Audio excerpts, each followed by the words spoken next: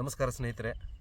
So ಈ ಗಿಡ ಬಹುಶಃ ತಾವೆಲ್ಲರೂ ಕೂಡ ಹೊಲಗಳಲ್ಲಿ ಮತ್ತು ರಸ್ತೆ ಪಕ್ಕ ಮತ್ತು ಬೇರೆ ಪಾಳು ಬಿದ್ದ ಭೂಮಿಯಲ್ಲೆಲ್ಲ ಬೆಳ್ಕೊಂಡಿರ್ತದೆ.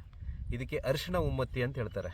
ಅರಿಶಿಣ ಉಮ್ಮತ್ತಿ ಅಂದರೆ ಇದು ಹೂವು ಉಮ್ಮತ್ತಿ ಗಿಡ. ಇದಕ್ಕೆ ಅರಿಶಿಣ ಹೂ ಬಿಡೋದ್ರಿಂದ ಇದಕ್ಕೆ ಅರಿಶಿಣ ಉಮ್ಮತ್ತಿ ಅಂತಾರೆ. ನೋಡಿ ಇಲ್ಲೆಲ್ಲ ಅರಿಶಿಣ ಥರದ್ದು ಹೂ ಬಿಟ್ಟಿರ್ತದೆ ಈ ಥರ. ಸೊ ಇದು ಬಹುಶಃ ತಮ್ಮೆಲ್ಲರೂ ನೋಡಿರ್ತೀರಿ ಇದನ್ನ. ಸೊ ಇದು ಅಷ್ಟು ಎದ್ದು ಕಾಣುವಂಥ ಒಂದು ಸಸ್ಯ. ಇದಕ್ಕೆ ಮೈ ತುಂಬ ಮುಳ್ಳುಗಳಿರ್ತವೆ, ಎಲೆಗಳಿಗಾಗಿರ್ಬೋದು, ಈ ಕಾಯಿಗಳಿಗಾಗಿರ್ಬೋದು, ಇದಕ್ಕೆಲ್ಲ. ಸೊ ಹೀಗಾಗಿ ಸ್ನೇಹಿತರೆ, ಇದನ್ನು ಯಾವ ಕಾಯಿಲೆಗೆ ನಾವು ಯಾವ ರೀತಿ ಬಳಸ್ಬೋದು ಅಂತ ನೋಡೋಣ. ಸುಮಾರು ನಮ್ಮ ಆಯುರ್ವೇದದಲ್ಲಿ ಸಾಕಷ್ಟು ಕಾಯಿಲೆಗಳಿಗೆ ಇದನ್ನು ಬಳಸ್ತಾರೆ. ಭಾಳ ಮುಖ್ಯವಾಗಿ ನಾವು ಈ ಚರ್ಮ ಕಾಯಿಲೆ, ಇಸ್ಬ್ ಅಂತ ಹೇಳ್ತೀವಲ್ವ, ಇಸ್ಬಿಗೆ ಯಾವ ರೀತಿ ಈ ಒಂದು ಸಸ್ಯವನ್ನು ನಾವು ಬಳಕೆ ಮಾಡಿಕೊಂಡು ನಮ್ಮ ಇಸ್ಬಿನ ಕಾಯಿಲೆಯಿಂದ ನಾವು ಆಚೆ ಬರೋದು ಅಂತ ನೋಡ್ಕೊಳ್ಳೋಣ ಸ್ನೇಹಿತರೆ. ಸೊ ಇದನ್ನೇನು ಮಾಡಬೇಕಂದ್ರೆ ಒಂದು 6-7 ಗಿಡ, ಇದನ್ನು ಅಂದಾಜು ಒಂದು 6-7 ಗಿಡನ ಈ ಮುಳ್ಳಿರುತ್ತೆ ಹುಷಾರಾಗಿ ಇದನ್ನ ಕಿತ್ಬಿಡ್ಬೇಕು, ಬೇರೆ ಸಮೇತ ಕಿತ್ಬಿಟ್ಟು ಒಂದು ಬಂಡೆ ಮೇಲೆ ಹಾಕ್ಬಿಡ್ಬೇಕು ಒಂದು ವಾರ ಅಥವಾ ಒಂದು 5-6 ದಿನ. ಹಾಕಿದ ಮೇಲೆ ಏನಾಗುತ್ತೆ, ತುಂಬ ಚೆನ್ನಾಗಿ ಒಣಗಿಬಿಡುತ್ತೆ. ಒಣಗಿದ ಮೇಲೆ ಅದಕ್ಕೆ ಬೆಂಕಿ ಹಾಕಬೇಕು. ಬೆಂಕಿ ಅಂದರೆ ಒಣಗಿದ್ದೆಲ್ಲ ಒಟ್ಟಿಗೆ ಒಂದೇ ಕಡೆ ಮಾಡಿಬಿಟ್ಟು ಬೆಂಕಿ ಹಾಕಿ ಸುಟ್ಬಿಡ್ಬೇಕು. ಇದನ್ನ ಸುಟ್ಟ ಮೇಲೆ ಏನಾಗುತ್ತೆ, ಇದು ಬೂದಿ ಥರ ಆಗುತ್ತೆ, ಕರಕಲಾಗುತ್ತೆ.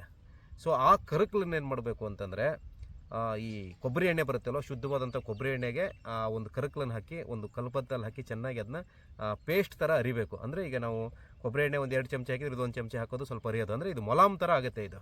ಸೊ ಕೊಬ್ಬರಿ ಎಣ್ಣೆಯಲ್ಲಿ ಹಾಕಿ ಈ ಬೂದಿನ ಹಾಕಿ ಮಾಡಿದಾಗ, ಸೊ ಈ ಮಲಹಮನ್ನು ಅಂದರೆ ಈ ಕೊಬ್ಬರಿ ಎಣ್ಣೆಯಲ್ಲಿ ಇದರ ಬೂದಿಯನ್ನು ಹಾಕಿ ಏನು ಮಲಹಮ್ ಮಾಡಿರ್ತೀವಲ್ಲ, ಆ ಮಲಹಮನ್ನು ಇಸುಬಾಗಿರ್ತಕ್ಕಂಥ ಜಾಗಕ್ಕೆ ನಾವು ನಿತ್ಯ ರಾತ್ರಿ ಲೇಪನೆ ಮಾಡ್ತಾ ಬೆಳಗ್ಗೆ ಅದನ್ನು ತೊಳಿತಾ ಬಂದರೆ ಏನಾಗುತ್ತೆ ಅಂದರೆ ಆ ಇಸ್ಬಿನ ಕಾಯಿಲೆ ಖಂಡಿತವಾಗ್ಲೂ ಹೋಗುತ್ತೆ. ಇದು ಅದ್ಭುತವಾದಂತಹ ಒಂದು ಮೂಲಿಕೆ ಈ ಚರ್ಮ ಕಾಯಿಲೆಗಳಲ್ಲಿ. ಇಸುಬಿಗೆ ಅಂತೂ ಇದು ರಾಮಬಾಣ ಥರ ಕೆಲಸ ಮಾಡುತ್ತೆ. ಸೊ ಇದ್ರ ಜೊತೆಗೆ ನಾವು ದೈಹಿಕವಾಗಿ ಅಂದರೆ ಆಂತರಿಕವಾಗಿ ಕೆಲವು ಆಹಾರ ಪಥ್ಯಗಳನ್ನು ಮಾಡಬೇಕಾಗತ್ತೆ. ಉದಾಹರಣೆಗೆ ನಾನ್ ವೆಜ್ ತಿನ್ನೋರಾಗಿದ್ದರೆ, ಮಾಂಸಾಹಾರಿಗಳಾಗಿದ್ದರೆ ಮಾಂಸಾಹಾರ ನಿಲ್ಲಿಸುವಂಥದ್ದು, ಉಪ್ಪು ಹುಳಿ ಖಾರ ಕಡಿಮೆ ತಿನ್ನುವಂಥದ್ದು, ಮತ್ತು ಜೀರ್ಣಾಂಗ ವ್ಯವಸ್ಥೆಯನ್ನು ಚೆನ್ನಾಗಿ ಇಟ್ಕೊಂಡು ರಕ್ತ ಶುದ್ಧಿ ಮಾಡಿಕೊಂಡು ನಾವು ಹೊರಗಡೆಯಿಂದ ಈ ಲೇಪನ ಮಾಡಿಕೊಂಡ್ರೆ ಏನಾಗುತ್ತೆ, ಖಂಡಿತವಾಗ್ಲೂ ಆ ಇಸ್ಬಿನ ಕಾಯಿಲೆಯಿಂದ ಆಚೆ ಬರ್ಬೋದು ಸ್ನೇಹಿತರೆ. ಸೊ ಈ ಮಾಹಿತಿ ನಿಮ್ಗೆ ತುಂಬ ಇಷ್ಟ ಆಗಿದೆ ಅನ್ಕೊತೀನಿ.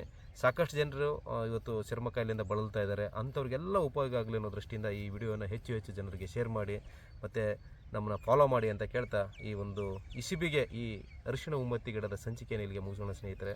ಎಲ್ಲರಿಗೂ ನಮಸ್ಕಾರ.